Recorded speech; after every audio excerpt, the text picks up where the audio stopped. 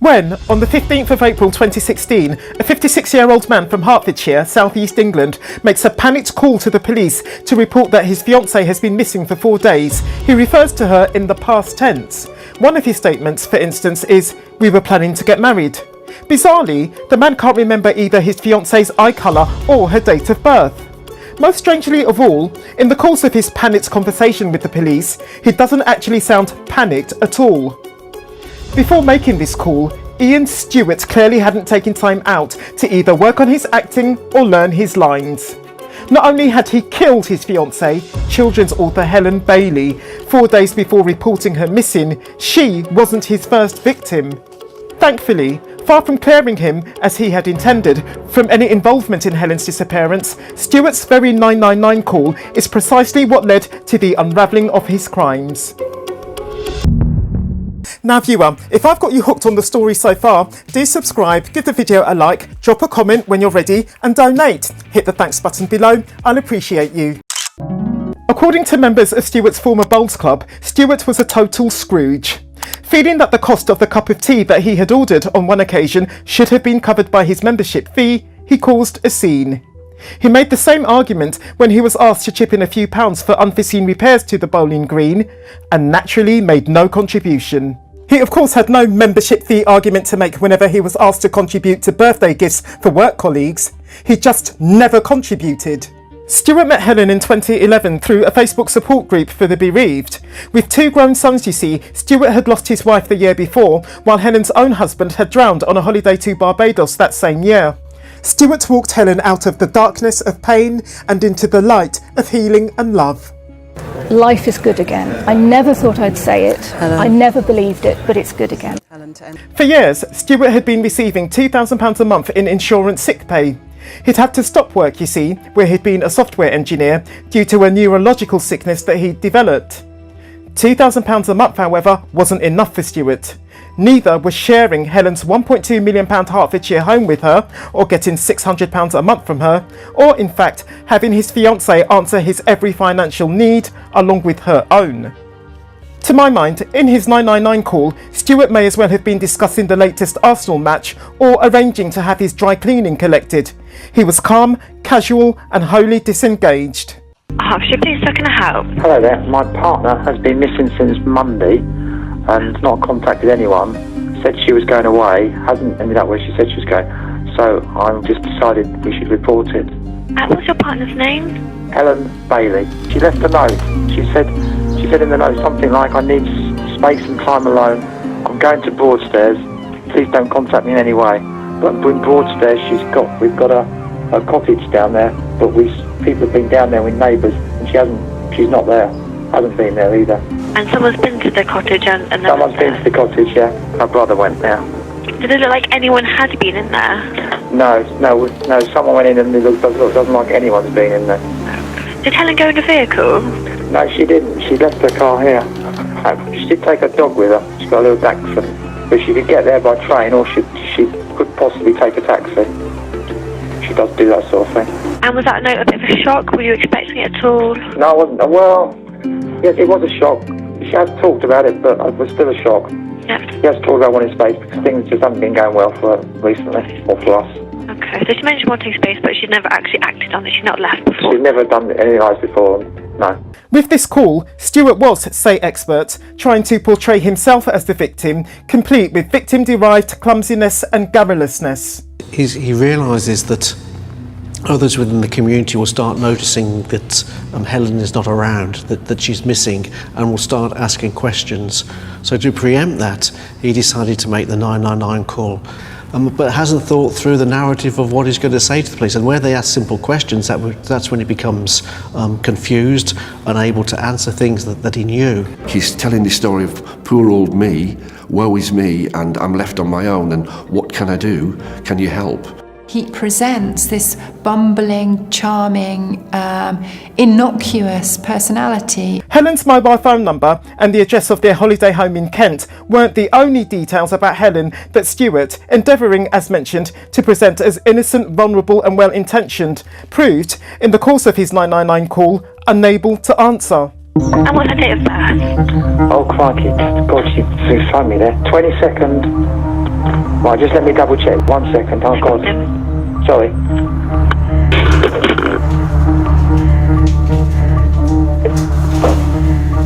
Can you still hear me? I can still hear you, yeah. I'm sorry, I'm just double checking you. 22nd of August, 1964. Sorry, not just my brain just went, sorry. And her eye colour. Oh my God, how do you forget these things? Sorry, God, that's terrible. Stewart, who people who knew Helen say had essentially love-bombed his way into Helen's affections, was hardly invested in Helen's eye colour, her dress size, or her favourite nail polish. He didn't even like her. Talking about her for minutes on end, during which time his underlying contempt for her was, he could probably tell, revealing itself, was something that he massively resented. He's of limited intelligence and incompetent. And so he just kind of bumbles along, being increasingly brusque and dismissive and indignant. And it's interesting the way the dog disappeared as well. If she'd just gone out shopping and hadn't come home, surely she would have left the dog. You're living with this woman you're supposed to be in love with. You don't know what colour her eyes are. It beggars belief. And then you don't know her birthday. Anybody would think, surely, how close is this relationship? Of course, he passes us all off as him being sort of worried and that, but it's strange that he doesn't know these things about the woman he's meant to be marrying. And all in all, he's a pretty unconvincing person. She was obviously head over heels in love with him, but it didn't appear to be reciprocated in any form. Stewart wanted the £3.3 million worth of cash, properties, pension and life insurance, which were all waiting for him in Helen's will. In the weeks leading up to her death, Helen had started to complain of feeling sleepy all the time and of other worrying things like not being able to recognise her own hands. She was so glowing about this man in her final book. She referred to him as her gorgeous grey-haired widower. At the time that she's describing him, of all of those things, he's plotting her death, isn't he? In the weeks before the death, she had actually been excitedly prepping and planning their imminent marriage. He had been planning her death. Stewart murdered her when he did, the 11th of April 2016, knowing that if not, it would only have been a matter of time before his systematic poisoning of his fiancée with his insomnia medication was discovered. When, having scrutinised Stewart's 999 call, police subsequently paid Stewart a visit at his home, the one that his missing fiancée had mainly paid for. They may or may not have been aware of the missing posters that Stewart had since posted, or of the inquiries into Helen's potential whereabouts that he'd been making amongst Helen's family and friends. What police certainly didn't know was that on the 11th of April, after killing Helen, Stewart had told Helen's solicitor, who he'd gone to see, that he, the solicitor, should progress the sale of a flat of Helen's in Northumberland. The sale was of course already underway. Stewart explained that Helen was too unwell to come and see the solicitor herself. Likewise, police were, at that point, unaware that Stewart had, on the same day that he'd killed Helen, increased a standing order from Helen's bank account to their joint account from £600 a month to £4,000 a month. In his home visit from the police, Stewart wasn't about to tell them either of those two things, naturally. But he hadn't fooled them with his 999 call from a few days before, and he wasn't fooling them now. From what I understand, what we've discussed is that Helen was last seen on Monday, the 11th of April. I would like you to take me through what happened that day. This is where I can't remember very well. I'll tell you what I can remember. She went out in the car just to get some milk or something, milk and bits, but came back almost instantly. I was upset because something had happened. She said, I'm never going to drive again. Well, this is more of the buffoonish, blustering, bereaved fiancé, isn't it? That's the image he's trying to present. That's the image he tried to present, but the police will see through it because they've been to enough cases where people have gone missing and know what the genuine response is. Well, he has to construct a persona that he's concerned about somebody who's missing, so he overemphasises what people would normally do. He's having to assume a role of which he has no knowledge about how people normally act. We wish Stewart hadn't killed Helen in the first place. We are thankful, though, that he is profoundly stupid. Serving himself with Helen's money and trying to push the sale of one of her properties weren't the only things that he did within days of killing Helen that went against him at trial. He was seen getting rid of a duvet that police suspect might have been included in the murder. He goes on holiday during the investigation, which raises suspicions.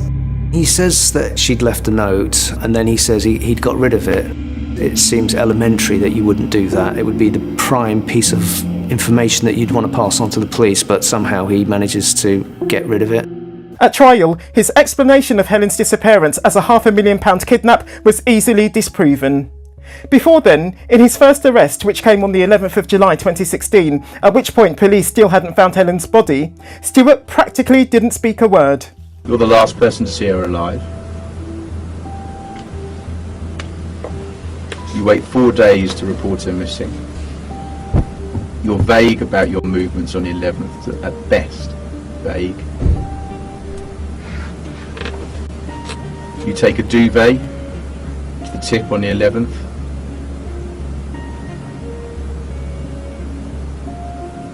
You don't report her missing for 4 days.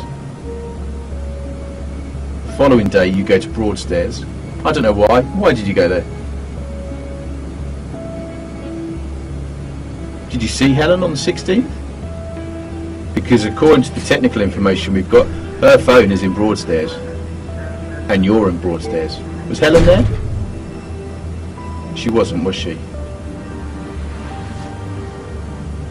Or was she? You tell me.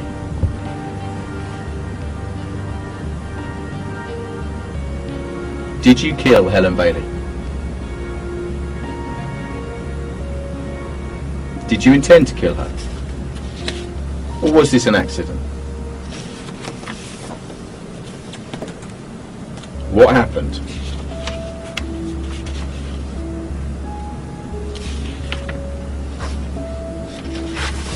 Did you just lose control, just lose it? Some big argument and you killed her?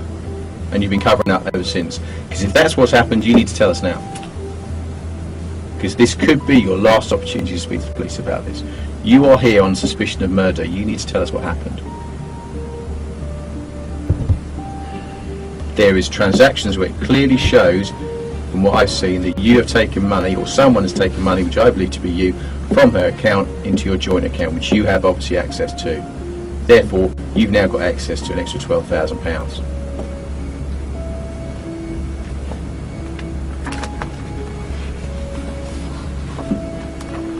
You will have benefited from her death, is that correct? Why do you say that? Financially, you will have benefited from her death, would you not say? 4 days later, though, the game for Stewart was finally up. Following a tip-off from a neighbour, police had searched the septic tank under Stewart's garage. There, the remains of Helen and her dog were floating. Stewart had dumped her there after suffocating her. According to the pathologist, Helen was possibly still alive when Stewart dumped her into the tank. Dumped in a pool of human excrement, alive. Stewart originally received a whole life tariff for his 2 murders, the one of Helen and the one of his wife, Diane. Regarding his killing of Diane, with her prior consent, after her death, her brain had been donated to medical research. After Stewart's conviction for Helen's murder, a study of Diane's brain showed that she hadn't died from an epileptic fit, as Stewart had urged at the time. She died after Stewart either strangled or suffocated her, as attested by evidence held in her brain of oxygen starvation. I'm led to believe that, as in the case of Helen Bailey, Stewart murdered his wife for financial gain.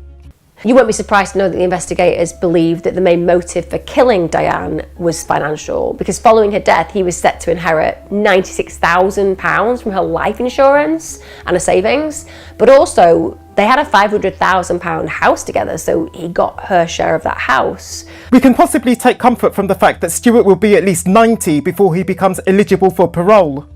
Agreeing, in response to Stewart's 2022 appeal for a sentence reduction, that Stewart was not one of the rare cases in which a whole life order should be imposed, a judge reduced his sentence to 34 years. If this video has gripped you, I recommend you to watch this one next. I'll meet you there.